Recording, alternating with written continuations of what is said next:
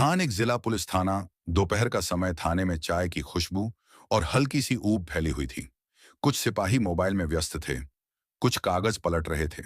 तभी दरवाजे से एक कांपती हुई आवाज सुनाई दी। साहब, मेरी मदद कीजिए। दरवाजे पर खड़ा था एक थका हारा बुजुर्ग। उम्र कोई 70 से 75 के बीच, चेहरा झुर्रियों से भरा, कपड़े मैले कुचैले, हाथ में एक फटा हुआ झोला। आंखों में थकान से ज्यादा कुछ और था। एक उम्मीद, या शायद आखिरी उम्मीद। अबे ओ बाबा, यहां भीख नहीं मिलती, निकलो बाहर। एक सिपाही ने झुंझुलाकर कहा। मैं भीख नहीं मांग रहा बेटा, मेरा सामान चोरी हो गया है, एक शिकायत दर्ज करानी है, बुजुर्ग ने धीमी पर साफ आवाज में कहा। सिपाही ने ठंडी नजर से देखा और फिर मुंह फेर लिया। चोरी क्या चोरी हो गया? कटोरी या चप्पल? देखो बाबा, टाइम मत वेस्ट करो, बुजुर्ग ने धीमे स्वर में कहा। मेरे पास ज्यादा कुछ नहीं था, बस एक पुराना बटुआ, और उसमें मेरी बीवी की दवा के पैसे थे और मेरी पुरानी पेंशन की पर्ची। थाने में कोई हंस रहा था, कोई नजरें चुरा रहा था। लेकिन तभी अंदर के केबिन से किसी ने पूछा, क्या हुआ बाहर? कौन है? यह आवाज थी एसपी आदित्य प्रताप सिंह की। कड़क आवाज, आंखों में तेज और चेहरे पर अनुशासन की सख्ती। पर दिल का साफ यही कहा जाता था उनके बारे में। सिपाही ने अनमने से जवाब दिया, कोई बूढ़ा आया है सर, चोरी का केस बताकर भीख मांग रहा है। अंदर से कोई फाइल पटकी गई। चोरी का मामला है तो सुनो, भीख मांगना और शिकायत करना दो अलग चीजें हैं। भेजो उसे अंदर। बुजुर्ग कांपते हुए अंदर पहुंचा। एसपी साहब ने सामने देखा। उनकी निगाहें उस चेहरे पर जमी रहीं। कुछ पल, कुछ ज्यादा ही लंबा। बैठिए बाबा, बताइए क्या हुआ? आवाज में सख्ती नहीं थी, एक अजीब सी नरमी थी। बुजुर्ग ने थैले से एक पुरानी फटी डायरी निकाली। मैं बस्ती नंबर 11 में रहता हूं। मेरी बीवी की तबीयत बहुत खराब है। कल बाजार गया था, एक आदमी धक्का मार गया। जब संभला तो मेरा बटुआ नहीं था, उसमें मेरे पेंशन के कागज थे और कुछ दवाई के पैसे। एसपी आदित्य की आंखें उस डायरी पर टिक गईं। वहीं एक पुराना नाम लिखा था, हरिनाथ। एसपी की सांस एक पल को रुक गई। क्या नाम बताया आपने?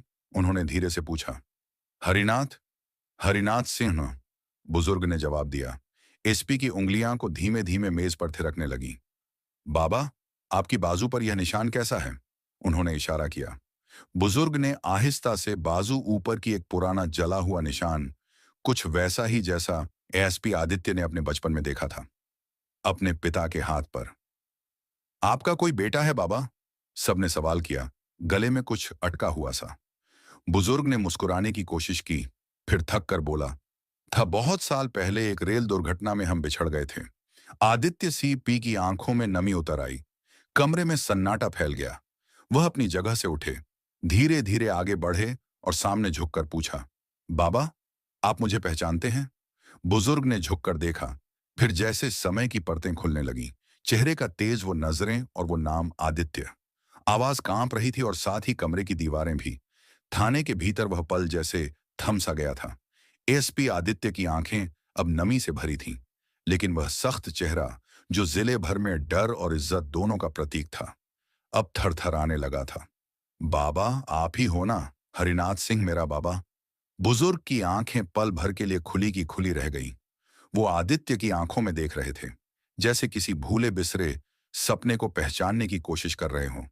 तू तू मेरा आदित्य है। उसकी कांपती आवाज में भरोसे और डर का अजीब मिश्रण था। एसपी ने आगे बढ़कर धीरे से उनके हाथ थाम ली। हाँ बाबा, मैं ही हूं, आपका बेटा, जिसे आपने स्टेशन पर आखिरी बार देखा था। बुजुर्ग का शरीर कांपने लगा। उनकी आंखों से आंसू बहने लगे। होंठ हिल रहे थे पर शब्द नहीं निकल रहे थे। एक पल के लिए वह फर्श पर ही बैठ गए और एएसपी भी घुटनों के बल नीचे आ गया। सिपाही और कर्मचारी जो अब तक खड़े तमाशा देख रहे थे, सन्न रह गए। जो बुजुर्ग उन्हें झूठा शिकायत करता लग रहा था, वही इस थाने के सबसे ताकतवर अफसर का बाप निकला। लेकिन बाबा, आप कहां चले गए थे? उस रात के बाद आप कभी नहीं मिले? आदित्य की आवाज टूट रही थी। हरिनाथ ने धीरे धीरे जवाब दिया, वह रेल हादसे की रात मैं तुम्हें ढूंढता रहा बेटा, लेकिन भगदड़ में सब बिछड़ गए और फिर मैं घायल हो गया। अस्पताल में महीनों रहा, फिर समझा कि शायद तू नहीं रहा। मैं रहा बाबा, मैं जिंदा रहा। एक अनाथालय में पहुंचा, तुम्हें ढूंढता रहा, बड़े होकर आईपीएस बना। सोचा अगर कभी कोई सुराग मिलेगा तो, लेकिन तुम्हारा नाम, शहर सब खो गया था। एसपी की आवाज भी अब बह रही थी। बुजुर्ग ने थरथराते हाथों से बेटे का चेहरा छू लिया। तू कितना बड़ा हो गया और अफसर बन गया बेटा। पूरा थाना अब भावुक हो गया था। कोई चुपचाप आंखें पोंछ रहा था, कोई छुपकर वीडियो बना रहा था।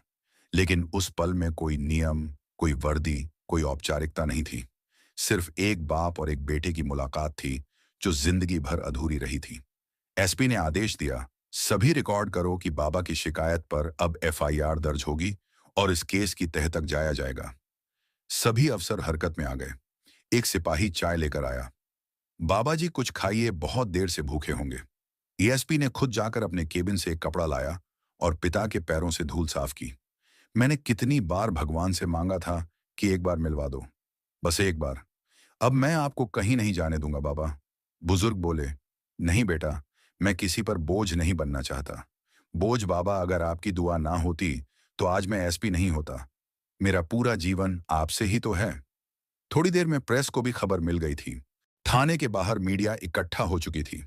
एएसपी आदित्य ने जो किया वह आज का सबसे बड़ा संदेश है। एक पत्रकार ने कहा, और शायद वह सही था, क्योंकि यह कहानी सिर्फ एक गुमशुदा बाप और बेटे की नहीं थी। यह कहानी थी हर उस इंसान की जिसे दुनिया ने भुला दिया, लेकिन किस्मत ने नहीं। हार्ड शाम ढल चुकी थी। पुलिस स्टेशन की भीड़ धीरे धीरे कम हो रही थी, लेकिन एक कोना अब भी भावनाओं से भरा हुआ था। एसपी आदित्य प्रताप सिंह अपने पिता को अपने सरकारी वाहन में बिठाकर अपने सरकारी आवास की ओर जा रहा था। रास्ते भर दोनों के बीच चुप्पी थी, लेकिन वह चुप्पी बोझिल नहीं थी। वह चुप्पी उन सालों की थी जिन्हें शब्दों से भरना मुश्किल था। बुजुर्ग हरिनाथ सिंह खिड़की से बाहर देख रहे थे, जैसे हर एक दृश्य उनके लिए नया था। बहुत बदल गया है यह शहर, उन्होंने धीरे से कहा। शहर बदला है बाबा, पर आपका बेटा अब भी वही है जो आखिरी बार स्टेशन पर आपके गले लगकर रोया था, आदित्य ने गाड़ी चलाते हुए कहा। घर पहुंचने पर आदित्य की पत्नी सीमा दरवाजे पर खड़ी थी। वह समझ नहीं पा रही थी कि एसपी साहब इतने भावुक क्यों हैं और साथ में कौन है। सीमा, मिलो, ये मेरे पिताजी हैं। सीमा चौंक गई। आपके, लेकिन आपने तो कहा था। हाँ, मैंने भी यही समझा था कि वह नहीं रहे, लेकिन किस्मत ने आज मुझे फिर से उनका बेटा बना दिया। सीमा ने तुरंत उनके पैर छुए और उन्हें आदरपूर्वक अंदर ले गई। रात का खाना दोनों ने साथ खाया। बहुत सालों बाद खाने के बाद आदित्य पिता के कमरे में बैठा। उनके पैरों के पास बैठकर पुरानी बातें सुन रहा था। हरिनाथ ने धीरे से कहा, बेटा, तुझसे कुछ छुपाया है। आदित्य चौंका। क्या बात है बाबा? तू जब अनाथालय पहुंचा था, मैं तुझे ढूंढने निकला था, लेकिन मैं अकेला नहीं था। तेरी माँ भी थी मेरे साथ। आदित्य के चेहरे से रंग उड़ गया। माँ? हाँ बेटा, वो जिंदा थी, लेकिन हादसे के बाद मानसिक रूप से बहुत कमजोर हो गई थी। और जब तू नहीं मिला, वो टूट गई। मैंने उसे एक सेवा संस्थान में भर्ती करा दिया, जहां उसका इलाज हो सके। तो क्या वह अब भी वहीं है? अब तक मैं हर महीने जाकर मिलता था, पर पिछले महीने मेरी जेब कट गई। दवाई के पैसे भी चले गए। तभी शिकायत दर्ज कराने गया था। एएसपी आदित्य खड़ा हो गया। मैं अभी चलूंगा बाबा, माँ को लेकर आऊंगा। मैं अब कोई अधूरा रिश्ता नहीं छोड़ना चाहता। बुजुर्ग की आंखों से आंसू निकल पड़े। आज तू वाकई बड़ा अफसर ही नहीं, बड़ा बेटा भी बन गया है। कुछ घंटों बाद एसपी की गाड़ी शहर के एक सेवा आश्रम में रुकी। वहां एक कोने में एक बुजुर्ग महिला बैठी थी। सफेद बाल, शांत चेहरा, खोई हुई सी निगाहें। एसपी धीरे धीरे उनके पास गया। माँ आवाज में कांपता, पर अपनापन भी। महिला ने पलट कर देखा। कई सालों की धुंध जैसे छटने लगी। आदित्य, उसकी आंखें पहली बार चमकी। एएसपी आदित्य ने झुककर उनका हाथ थामा और बोला, हाँ माँ, मैं आ गया हूं। आपका बेटा, सेवा आश्रम की नर्सें, स्टाफ सब उस पल को देख रहे थे। एक बिछड़ा हुआ परिवार फिर से जुड़ गया था। सुबह की पहली किरणें जब एसपी आदित्य प्रताप सिंह के घर की खिड़कियों से अंदर आई, तो घर के अंदर की रौनक कुछ अलग ही थी। बरसों बाद उस घर में सिर्फ चाय की खुशबू नहीं, एक माँ की ममता, एक पिता का स्नेह और एक बेटे की संतुष्टि का उजाला फैला था। आदित्य ने दोनों के पैर छूकर आशीर्वाद लिया और कहा, अब मैं अकेला नहीं हूं। अब मेरा घर है, मेरा परिवार है। सीमा ने हाथ में आरती की थाली ली और दोनों बुजुर्गों की पूजा की। माँ बाबा, आप दोनों हमारे लिए भगवान हैं। उस दिन थाना परिसर में एक विशेष सभा रखी गई। सभी पुलिस अधिकारी, कर्मचारी, मीडिया और स्थानीय लोग मौजूद थे। एएसपी आदित्य प्रताप सिंह मंच पर खड़े थे और उनके पास बैठे थे उनके माँ बाप हरिनाथ सिंह और श्रीमती सावित्री देवी। आदित्य ने माइक उठाया और कहा, आप सब सोच रहे होंगे कि एक बुजुर्ग की शिकायत के लिए मैंने थाने को रोका। क्यों? इतना गंभीर क्यों हुआ तो सुनिए। सारा मंच सन्न हो गया, क्योंकि वह बुजुर्ग सिर्फ कोई पीड़ित नहीं था। वो मेरे पिता थे जिनसे मैं बचपन में रेल हादसे में बिछड़ गया था, और कल इतने वर्षों बाद इस थाने में वह मुझसे फिर मिले। कल जो मेरी वर्दी थी वह एक पुलिस अफसर की थी, पर आज जो जो मैं पहना हूं वह एक बेटे का फर्ज है, और यह फर्ज मैं कभी नहीं छोड़ सकता। सभा में बैठे कई लोग रो पड़े। कुछ ने तालियां बजाई, कुछ सन्न थे। इसके बाद आदित्य ने एक नई योजना की घोषणा की। हर थाने में एक सम्मान कक्ष बनाया जाएगा, जहां हर बुजुर्ग की शिकायत को गंभीरता से सुना जाएगा, बिना किसी पूर्वाग्रह, बिना किसी मजाक के। क्योंकि जो लोग हमें जन्म देते हैं, जो लोग देश के लिए जीते हैं, उन्हें आखिरी सफर तक सम्मान मिलना चाहिए। मीडिया हेडलाइंस, एसपी के थाने में मिला सालों बाद बिछड़ा पिता। देश की आंखें नम।